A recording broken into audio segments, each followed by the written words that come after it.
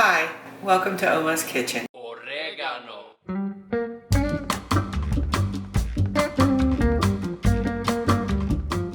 Let's make some homemade plum preserves and can them using the water bath canning method. My neighbor's plum tree had a bumper crop of little purple plums this year.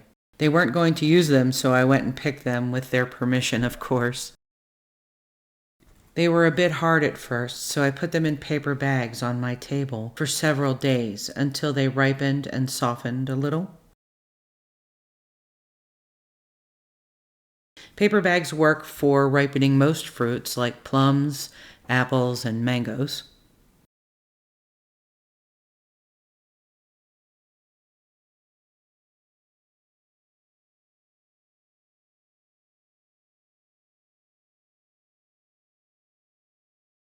Wash them well before chopping them up. I'm putting the recipe here for each potful of plum preserves. I had enough plums to make 2 potfuls or 2 batches.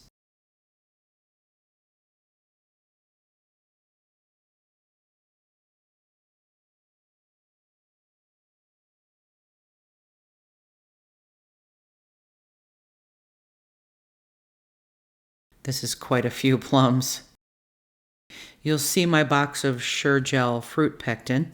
This one is for lower sugar recipes. Notice I'm holding the box right side up. That'll be an issue for me later in this video. Inside the box is a list of directions for any jams or preserves, even for plums. It's a good guideline for the amounts you're looking for between fruit, pectin, and sugar. Yep, they're on the list. I change it up a little bit because I'm looking for looser preserves, but it's there as a guideline for you.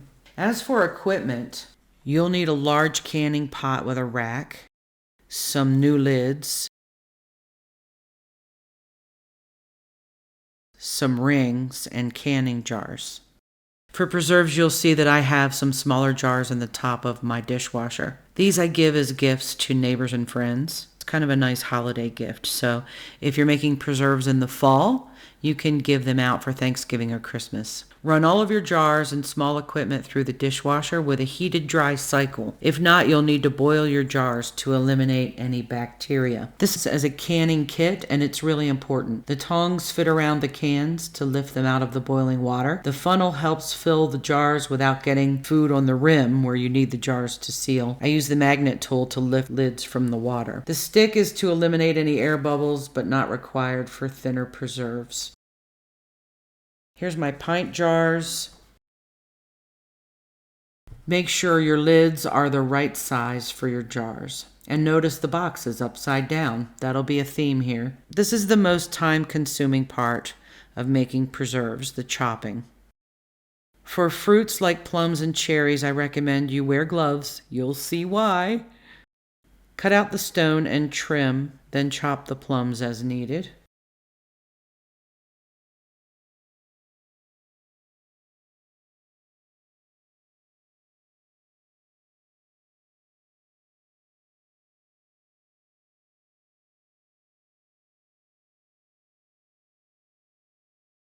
This took a couple of hours, so let's speed it up. I like to do this on a weekend afternoon, starting early, so that I can spend the time on it uninterrupted. These little purple plums tend to be greenish or pinkish on the inside, but don't worry, they turn a beautiful deep pinkish red when cooked.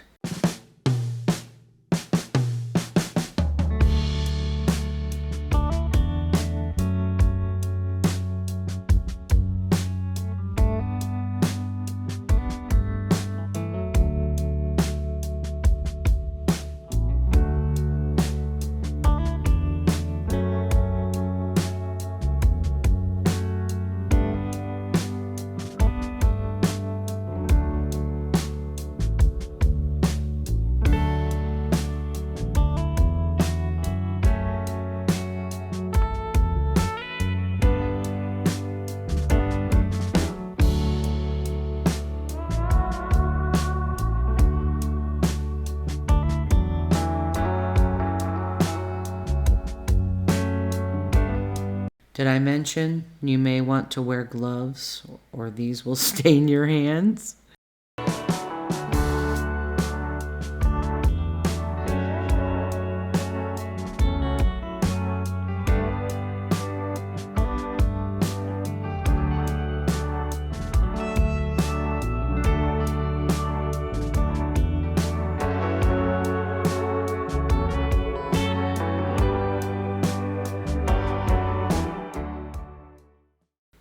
I will show you the finished product. 2 big 4-quart bowls full of chopped plums. That's 3.8 liters each. I will use this for 2 batches of preserves. A lot of chopping involved. And I'm still with the stained fingers. This is after washing my hands and scrubbing them several times. All right, 2 big bowls of plums. So into 2 soup pots they go, and I will start them on medium heat. There's some apple juice we will add.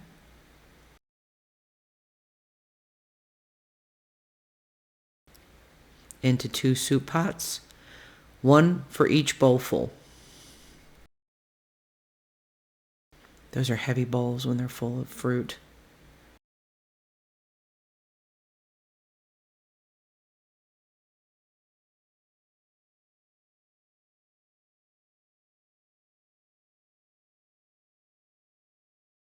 I'll add a half a cup of apple juice to each pot. This helps sweeten them up a little bit, and it lets me use less sugar. Now, I've made jams and jellies with no fruit pectin or sure gel in them, and if you do that, you need to use almost as much sugar as you do fruit. When you buy jelly in the store, that's what they do.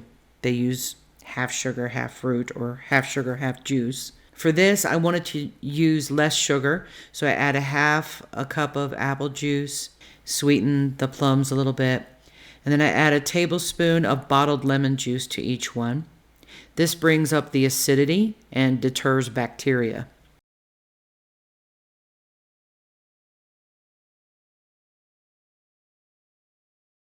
Notice I'm holding the Sure Gel box upside down. Did you catch that?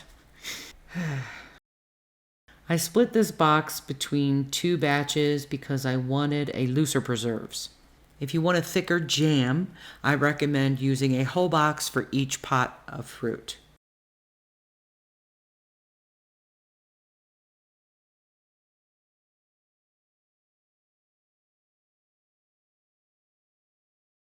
So you can see I've split it in half there. I mix the Sure Gel pectin with 1 cup of sugar for each pot before I add them to the plums. And I wait until the plums have cooked down a little. See, that's me adding the Sure Gel to the sugar.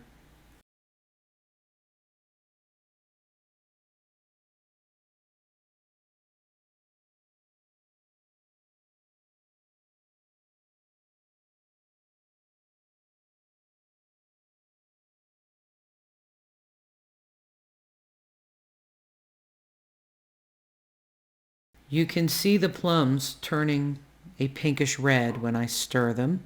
That's the beginnings of them cooking. I have them on medium heat. As I add sugar, I turn it up to medium-high heat. Because these little plums don't have a lot of juice in them, I also add a 1/4 cup of filtered water to each pot as they cook. You may not need to do this step if yours have more than enough juice in them. And this is where I get them onto a medium-high heat so they really get sizzling. You can kind of see them bubbling in there, and they're turning that pinkish red color we're looking for.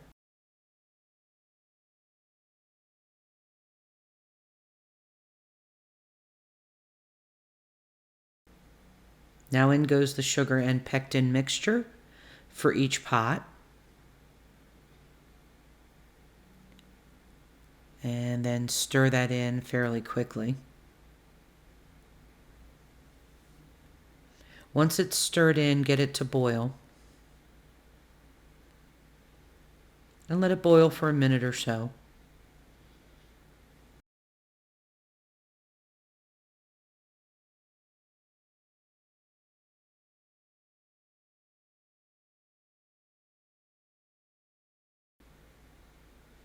Now we're going to add the other 2 cups of sugar once they've cooked a little bit.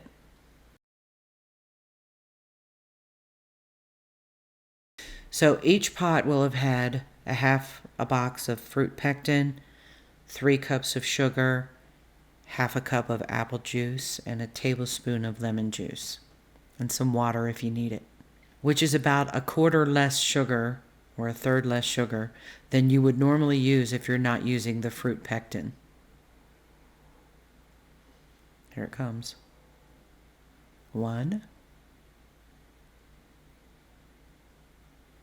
It's cane sugar. I prefer cane sugar over refined white sugar. I like the little bit of caramelized flavor cane sugar gives to whatever I'm cooking.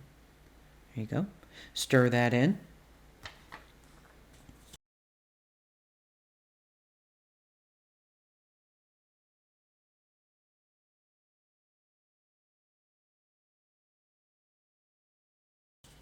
Get it to boil again for a few minutes.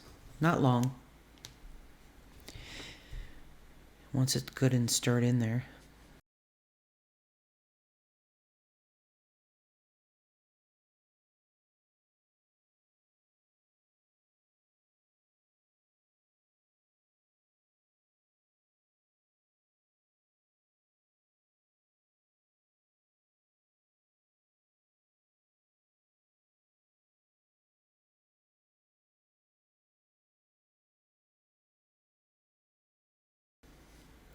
You can tell it's about done because the Sure-Gel pectin tends to create a little foam across the top of your pots once you get them really boiling. I come back through with a scoop and just scoop that off of there. And I usually just scoop that off.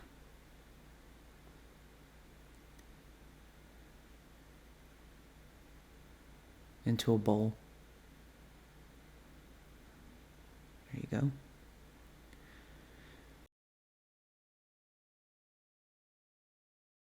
Once you've scooped all that off of there, you're going to turn off the heat and move your pots off of your hot burners.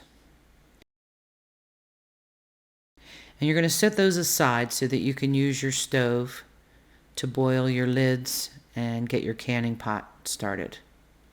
Fill your canning pot 2/3 full and set the rack. This takes a long time to get boiling, so you will want to turn it on high while you fill your jars. Get your lids boiling too. You're going to want those to boil for 5 to 10 minutes before you try to use them. Use a ladle to carefully fill your jars. This is where your funnel comes in handy.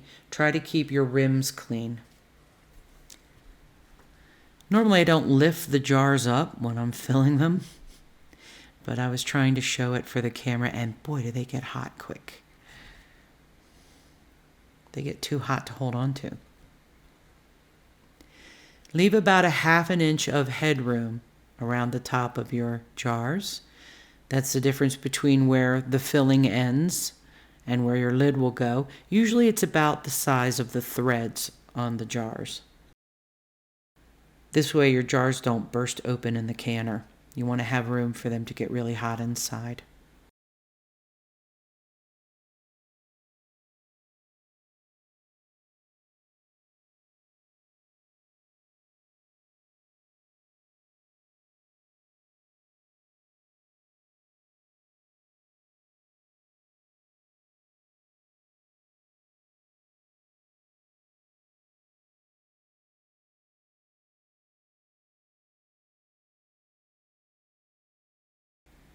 Let's speed up the filling process a little bit. I think by the end of this I ended up with 7 pints and a bunch of smaller jars there that I was able to share, including with the neighbor that gave me the plums.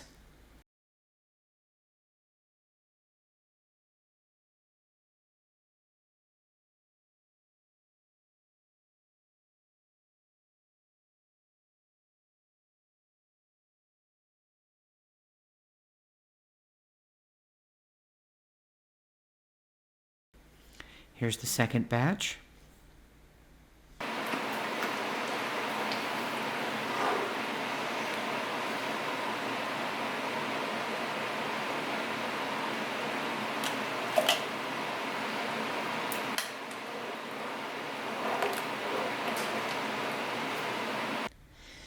And you see there's a little bit of room in each jar between where the filling ends and where the lid is. Speeding up this. Okay.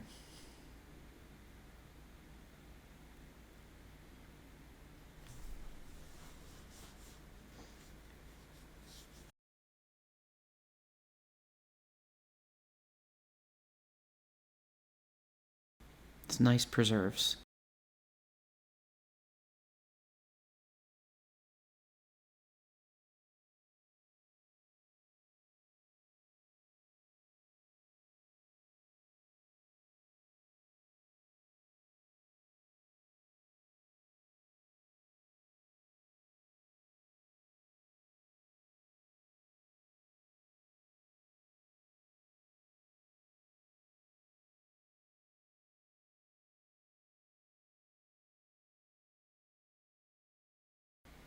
Last one.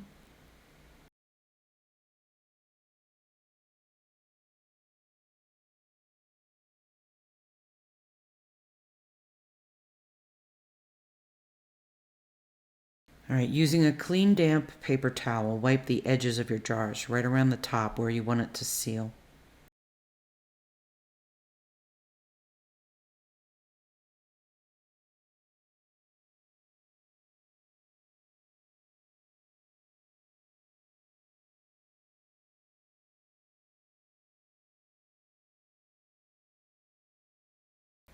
Use the magnet tool to pick up your lids and place them on top of your jars. This keeps you from touching the lids. There's my lids that I've boiled for quite a while. And the tool. And so each one gets placed on top of the jar. And then you can use your finger to push it down.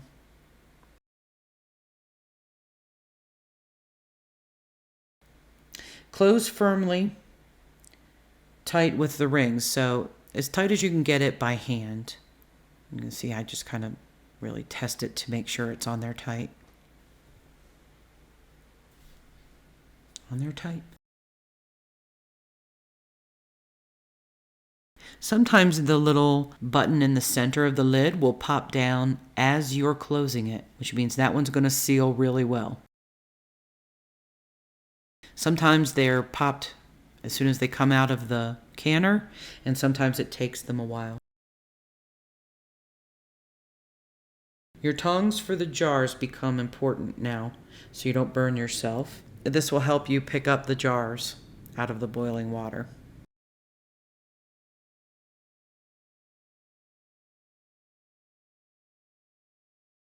I carefully place the first jars on the rack across the line between the two handles. I don't knock the rack over. Once I fill up the whole rack, then I will carefully set the rack into the pot by the handles. Fill that up. This ended up taking 2 batches through the water bath canner, just like it took 2 batches at the pots.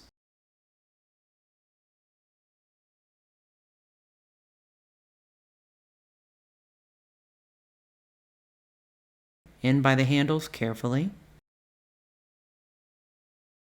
You want about 2 inches of water at a minimum over the tops of your jars. Add hot water if you need to reach that level. Bring it to a low boil before setting your timer, and your time will vary based on what you're canning, what food product you're canning, and it's based on your altitude. Now, I'm up over 5,000 feet. So I have to process my boiling time at 20 minutes for jams and jellies. There are charts for the food product and the time that you need to use based on your altitude online. So I recommend that you look it up. You see I've got it boiling again. The timer goes on for 20 minutes.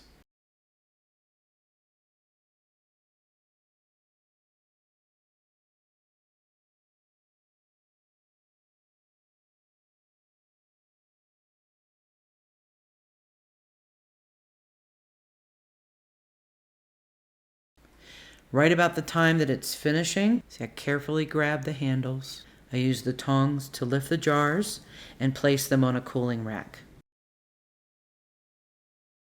See how well it holds them? That's why you need that equipment.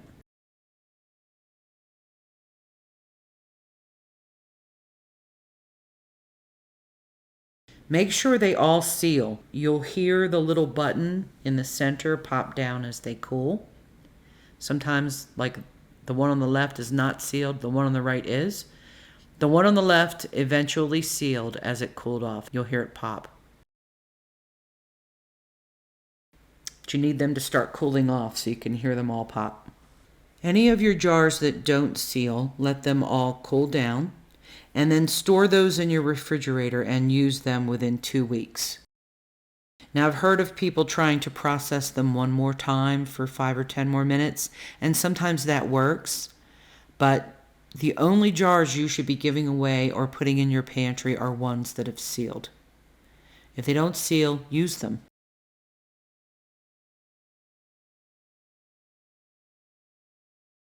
They will last for up to a year in your cabinet.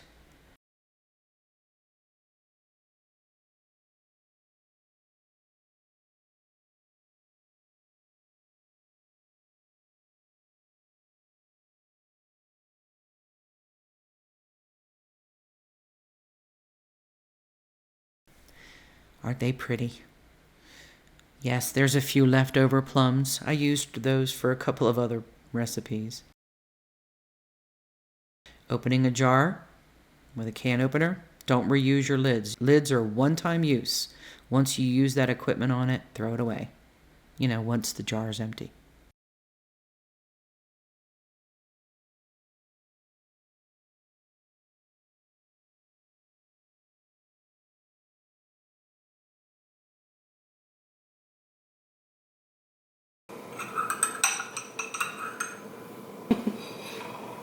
Yeah.